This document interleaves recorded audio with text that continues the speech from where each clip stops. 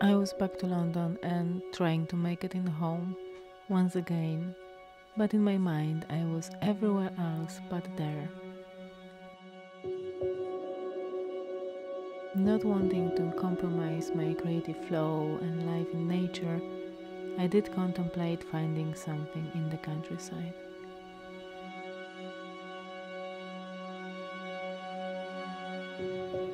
My search for home has been on for many years and I have been reflecting on the subject very often. I know that my home is where my heart is, but I strongly long for my own corner, a space that is mine, where I can be free and do what I want and whenever I want. Some people get to spend their entire life in the same house, the same village, and although I know it's not always what all of them dreamed of for themselves, I have this longing to grow down my own roots. The leaves on the trees outside my window were turning gold under the touch of an autumn sun, and for me it was time to go north to meet a woman in Cumbria who replied to my home-looking post.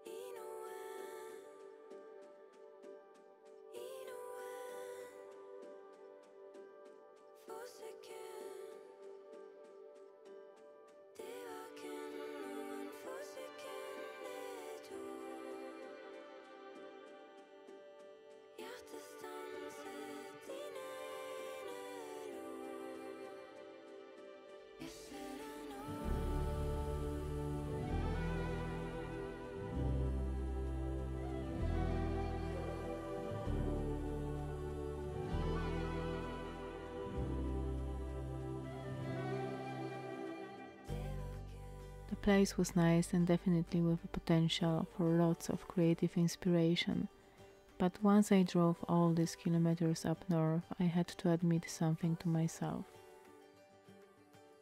Something that being all excited with the opportunity to live in such a beautiful place, I didn't want to admit.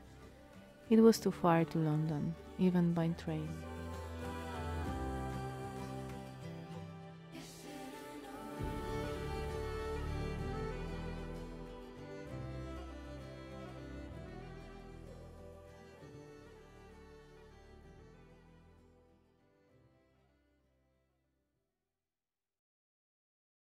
With such a short distance to the Lake District, I wanted to visit the area even if it was just one day.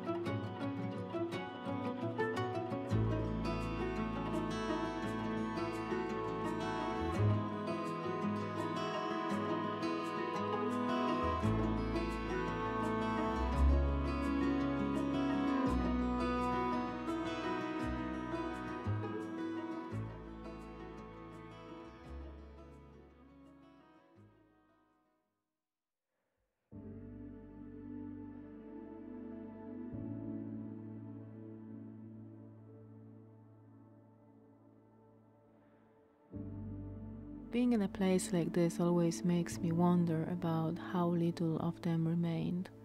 places where the connection to the ancient spirit of the land can be sensed, and the sky full of stars to be witnessed.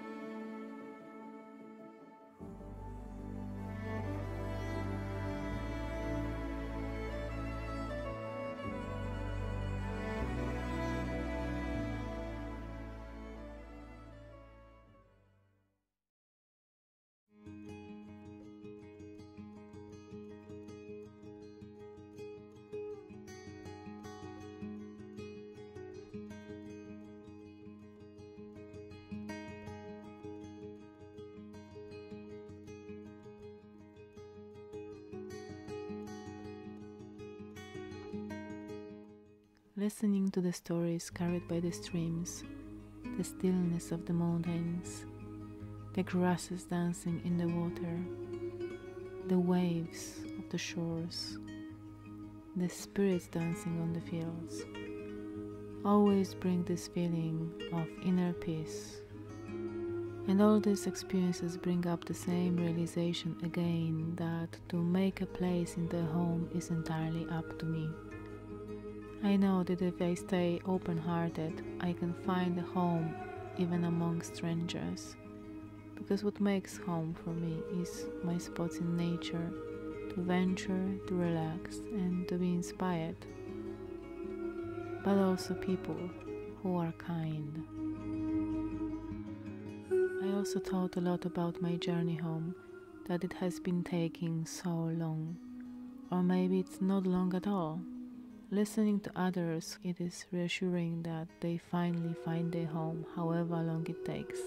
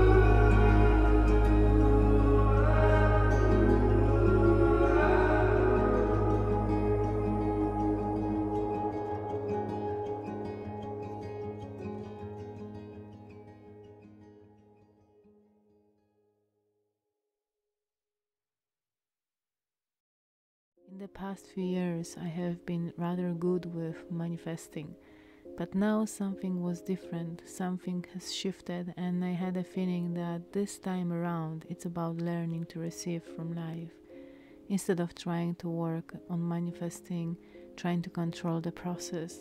For a change, I should consider approach of going back to the state of surrender, just let go and simply be. and in this state of being, allow myself to receive what life has to offer. Back to the city, leaves still holding onto the trees, winter yet to come, but with daylight being less and less each day imminent.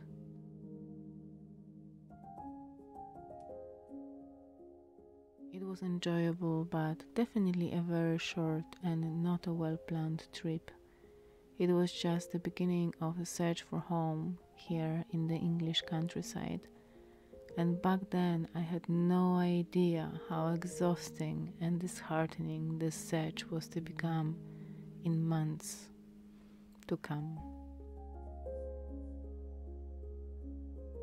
Sometimes it may be difficult to accept our situation when it's not what we want, but I know that with the right mindset I can take what is and turn it into magic.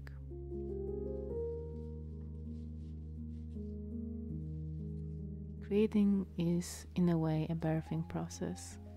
Bringing our thoughts and dreams into reality can flow easily, but sometimes it can come through growing pains, especially if something in us needs to be let go of, whether some old patterns or some approach that is outdated and no longer works.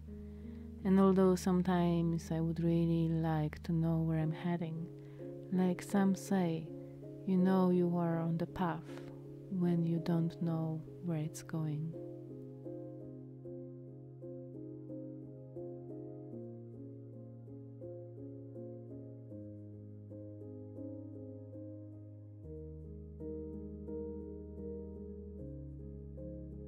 Thank you very much for watching. Much love to you. And until next time.